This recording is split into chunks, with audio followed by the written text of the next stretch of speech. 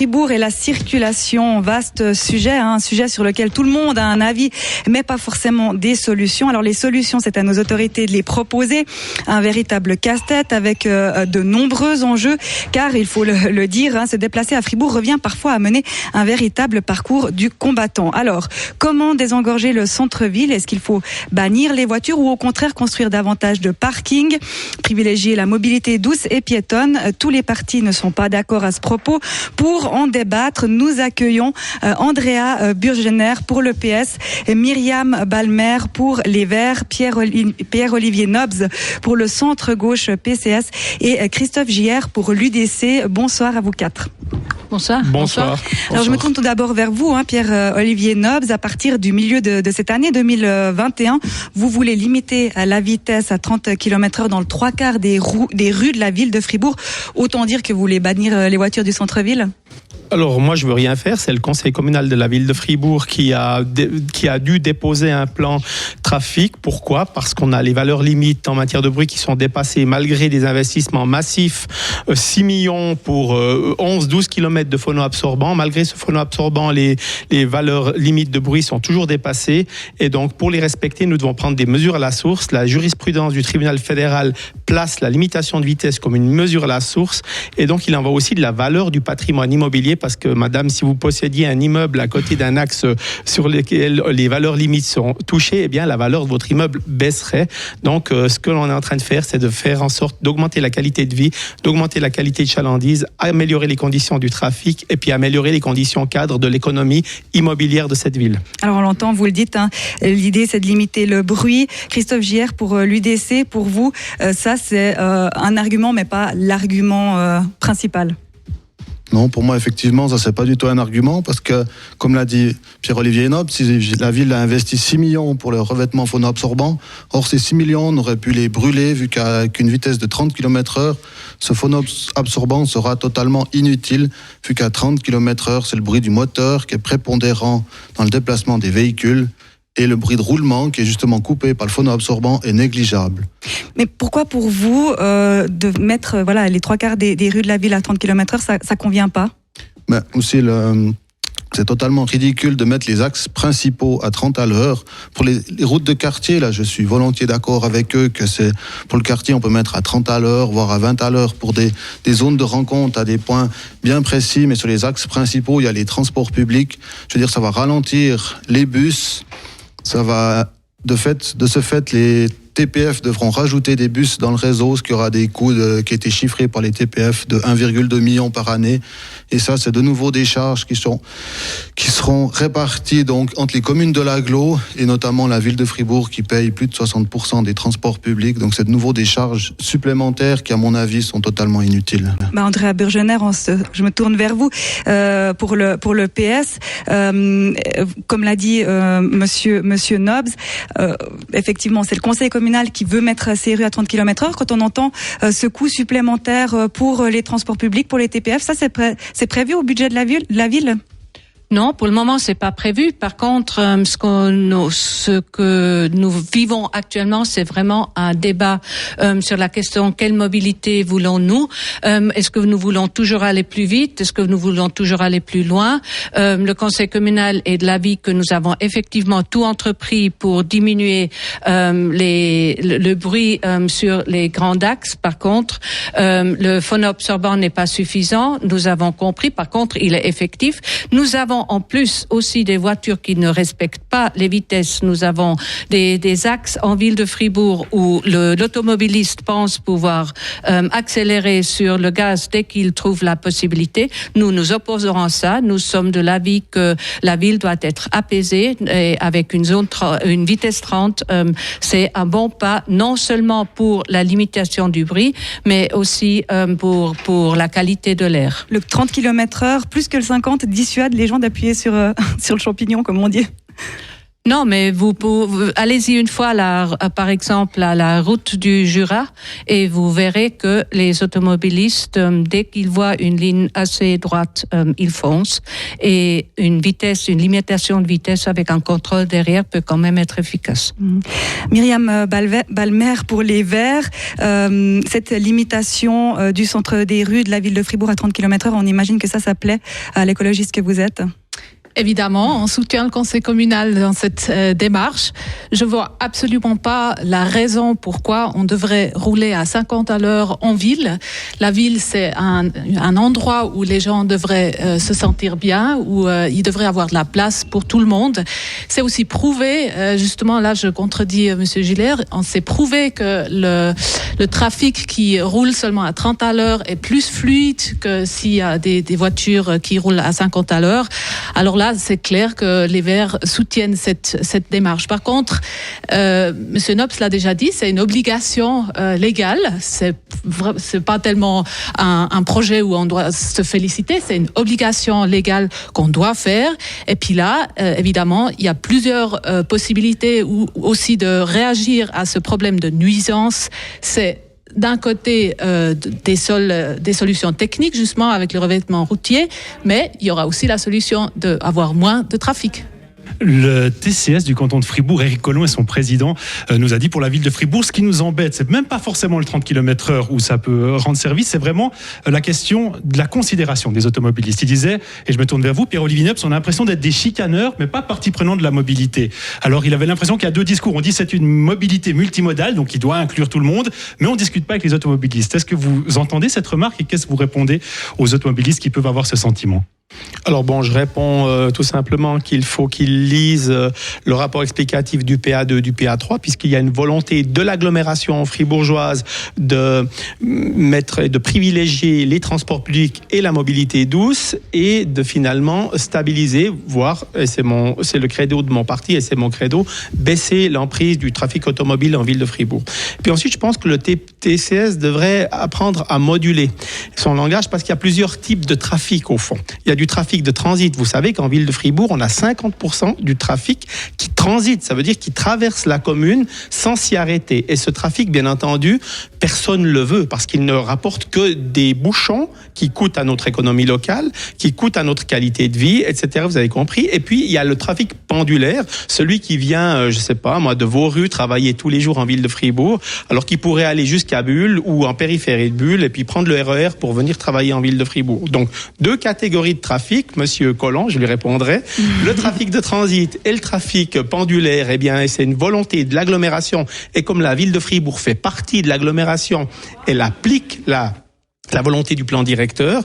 Et puis ensuite, si on s'occupe bien de ces deux catégories de trafic, ça donne la possibilité aux habitantes et habitants qui ont besoin d'une voiture parce que ils sont âgés, parce qu'ils ont eu un accident, parce qu'ils doivent aller chercher quelque chose de lourd, ou bien aux clients de nos commerces, eh bien, de venir, parce que parfois, c'est plus pratique de venir en voiture faire ses courses, encore qu'en ville de Fribourg, il y a le système de livraison cabas mobile qu'on pourrait encore fortement développer. Mais ce qui est sous-jacent à cela, c'est que, ce que disait aussi d'ailleurs Monsieur Collomb, c'est qu'on a l'impression que les automobilistes sont pas considérés comme des acteurs à part entière de la mobilité. Pourtant, ils le sont. C'est aussi vous, ce que vous déplorez, Christophe Giller.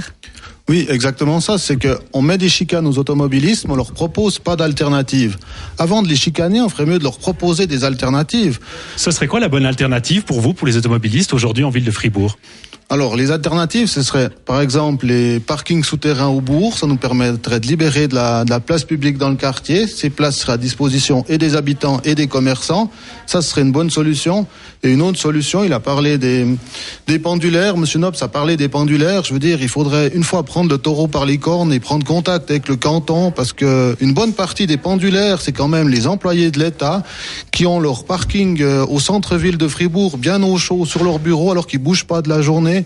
Je pense que eux aussi pourraient montrer l'exemple, l'État, puis par exemple, à la place de leur donner une place de parc au chaud sur leur bureau, de mettre cette place à disposition des commerces et des habitants, puis de leur offrir un abonnement TPF et puis une place dans un P+R en périphérie. Ça serait peut-être un bon exemple à faire de la part de notre canton, et le conseil communal devrait aller dans ce sens et négocier afin de mettre ça en place. Si on revient sur ce que vous nous avez dit, vous parlez de la mise en place d'un parking souterrain. On le sait, il y a des projets en ville de Fribourg, Andrea Burgener. Pourquoi pas effectivement un parking souterrain dans la rue de Bourg, enfin dans le quartier du Bourg? Dans le quartier du Bourg, il faut distinguer entre différentes étapes. Et la première étape, c'est celle que nous soumettrons au Conseil général tout prochainement, fin février, prévoit de mettre les voitures de l'autre côté du pont de Zeringen. Donc, celle-ci nous permet de requalifier ce périmètre. Nous avons été chercher un crédit d'études en 2018 qui comprend la deuxième étape sur laquelle il y a aussi des places de parc. Prenons la place de Pertuis. Dans ce cadre-là, le conseil communal était de l'avis d'étudier si un parking devait se faire dans ce quartier. Pourquoi étudier? Parce que les deux autres parkings qui sont sur place sont en main privée. Et être dépendant des sociétés anonymes où le parking est en main privée, on était de l'avis qu'il fallait mettre une alternative, étudier une alternative. Maintenant, vous avez dit que le conseil communal ferait mieux, Monsieur Giller, de discuter avec les partenaires de ces parkings privés. Oui, nous le faisons. Nous savons aujourd'hui combien de places libres se trouvent dans le parking des Alpes. Monsieur Nopes, il aura les chiffres exacts dans la tête.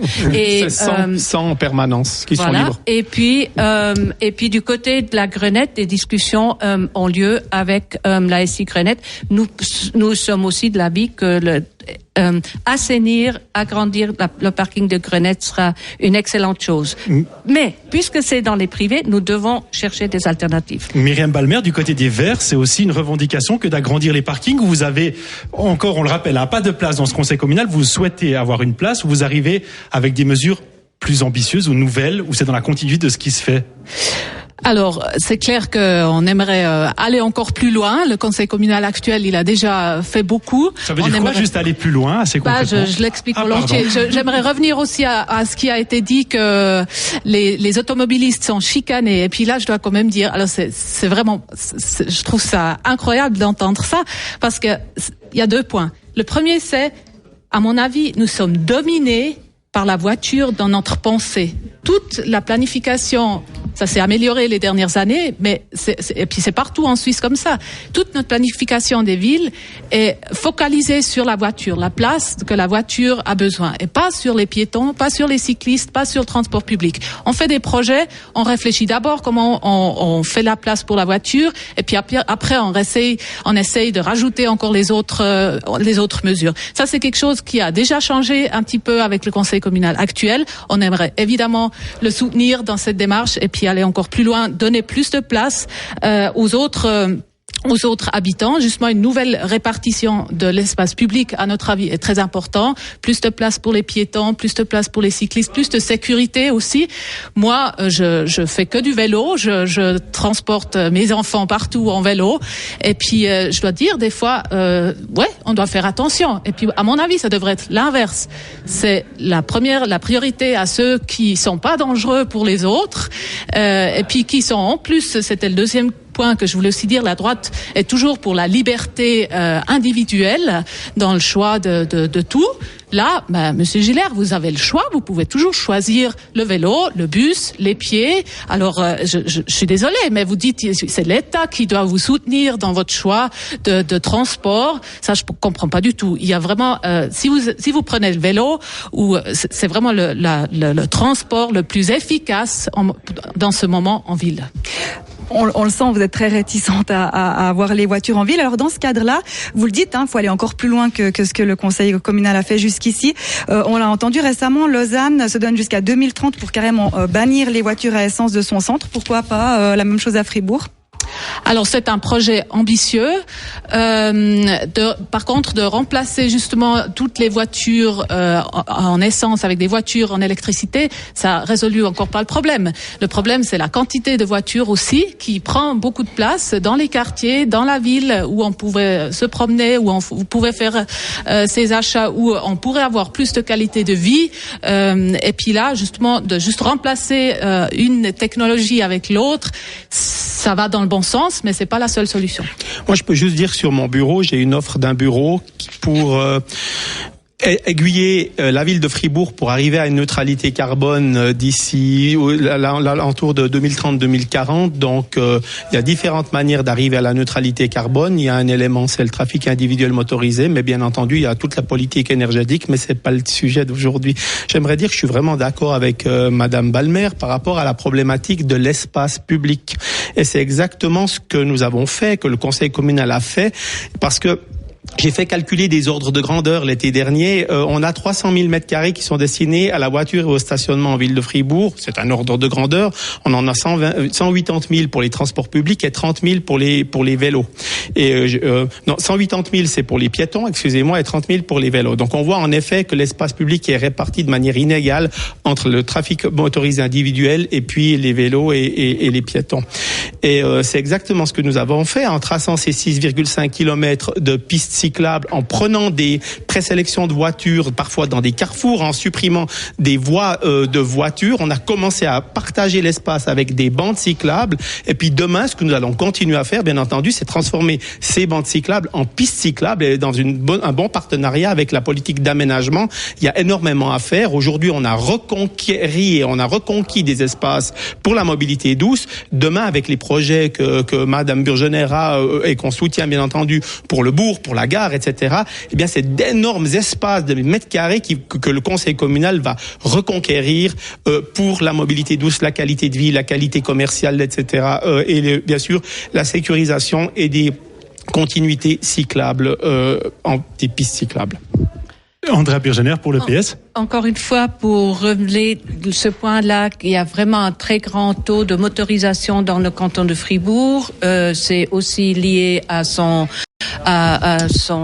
caractère du canton. Par contre, ce que nous observons, c'est dans le district de la Sarine, il y a actuellement 530 voitures sur 1000 habitants. Il y a 3 communes qui sont en dessous. Il y a Villars-sur-Glâne, il y a Marly, Villars-sur-Glâne et en première position la ville de Fribourg. Pour que c'est pas un hasard. C'est pas un hasard, c'est parce que les efforts ont été faits pour convaincre l'automobiliste à renoncer à sa voiture et pour utiliser les transports publics qui sont plutôt et déjà bien développés dans ce périmètre-là. Mais là, Andrea Burgener et Pierre-Olivier Nobs, on a l'impression que vous avez un discours et puis ça le confirme en disant que voilà, les habitants de Fribourg se déplacent moins avec la voiture, ont moins de véhicules. Finalement, vous avez un discours qui concerne les habitants de Fribourg, mais il faut aussi prendre en compte les gens qui viennent de l'extérieur et puis ça, on imagine que ça doit être un de vos chevaux de combat, Christophe Gière, avec l'UDC. Oui, tout à fait. Donc, c'est bien joli de penser aux habitants de Fribourg qui n'ont plus de voiture, mais tous les commerçants et toutes les entreprises de la ville de Fribourg qui rapportent beaucoup au niveau des impôts, elles ont besoin de ces places pour les visiteurs, pour les clients.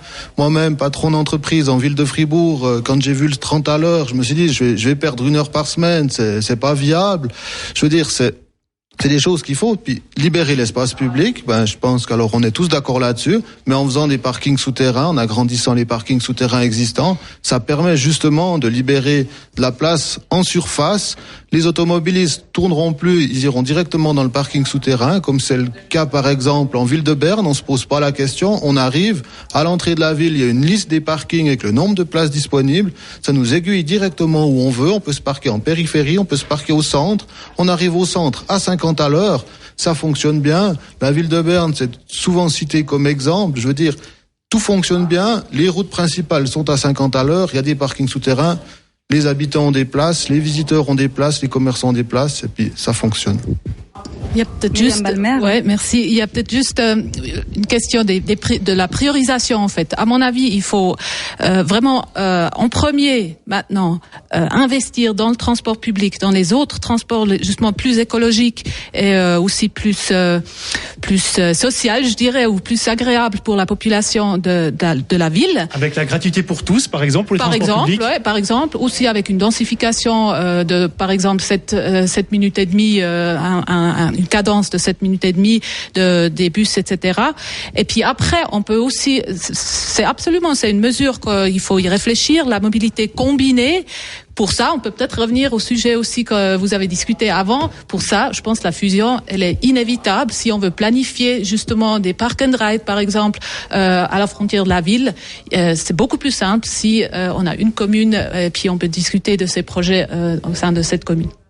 Des transports publics gratuits pour tous, Pierre-Olivier Nobs. Bon, les transports publics, je suis tout à fait d'accord avec ce que vient de dire Madame Balmer. C'est exactement ce que nous avons fait avec le comité d'agglomération en faisant l'acquisition de 10 trolleybus à batterie. C'est 800 tonnes de CO2 en moins. Il y a également des bus électriques pour la ligne 4 qui vont arriver. Et puis il y a la volonté du comité d'agglo d'utiliser comme cobaye pour un bus articulé tout électrique la ligne 5. Donc, bien entendu qu'on n'a pas attendu pour faire baisser pour améliorer l'empreinte carbone des transports publics. Et ça, c'est quand même un élément que je tenais à dire. Et je remercie Madame Balmer de nous soutenir dans la politique que nous sommes en train de mener. Et puis, pour ce qui est des transports publics gratuits, alors le programme du Centre Gauche PCS qui va être en ligne, il y a des dizaines et des dizaines de propositions que vous allez pouvoir voir en ligne très prochainement, d'ici 4 ou 5 jours sur notre site, va vous répondre de manière très précise. Pour le Centre Gauche PCS, il faut subventionner des abonnements pour les personnes qui en ont besoin. Alors il y a différents éléments, par exemple une personne âgée qui déposerait son permis de construire, qui abandonnerait sa voiture en échange, on pourrait lui donner un abonnement de bus. Et puis sinon, bien entendu, toutes les personnes qui sont vraiment dans le besoin, qui sont à l'aide sociale, vraiment de manière ciblée, bien entendu, c'est ces gens-là qu'il faut prioriser, à qui il faut offrir des subventions qui leur permettront de faire l'acquisition de titres de transport. Parce que si on fait l'inverse, dans la mesure où les transports publics sont de manière intégrée dans une espèce de communauté tarifaire, eh bien, ça crée des mécanismes financiers pernicieux. Le seul moyen d'arriver à aider des gens, c'est de leur offrir les moyens d'acheter l'abonnement à une compagnie de transport public ou bien de subventionner l'abonnement, mais de pas de rendre les transports publics gratuits. Peut-être encore juste un petit mot de la fin pour Christophe Gier. La gauche, pour la faire simple autour de la table, dit d'accord. Alors, primo, on renforce les transports publics et puis ensuite on discute parking. Vous signez ? Non, pas du tout. Je veux dire, si on renforce les transports publics, on supprime toutes les places, on va faire crever tous les commerçants et puis toutes les entreprises du centre-ville où elles vont partir en périphérie. Donc c'est vraiment pas du tout la bonne idée. Donc pour vous, il faut d'abord renforcer les parkings, puis ensuite on discute renforcement des transports publics. D'abord, on donne une alternative et puis une fois qu'il y a une alternative, on peut faire les choses différemment. Et puis pour répondre à Monsieur Noff, j'ose espérer que les personnes à l'aide sociale, elles n'ont pas de voiture. Bon, eh ben ce sera le mot de la fin, Christophe Gier. Merci beaucoup. Myriam Balmer pour les Verts, Andrea Burgener pour l'EPS, Pierre-Olivier Nobs pour le Centre Gauche PCF et Christophe Gier pour l'UDC d'avoir été là avec nous ce soir. Et merci à vous, Pierre. Merci aussi à vous, Camille. C'est la fin donc de ce débat. Les prochaines, la collaboration entre la télé et Radio FR, elle continue en vue de ces élections du 7 mars. Prochain débat radio et télédiffusé. Ce sont les prétendants au conseil communal de Romont qui vont donner leur vision. C'est à écouter ce jeudi dès 18h10. Bonne soirée à toutes et à tous.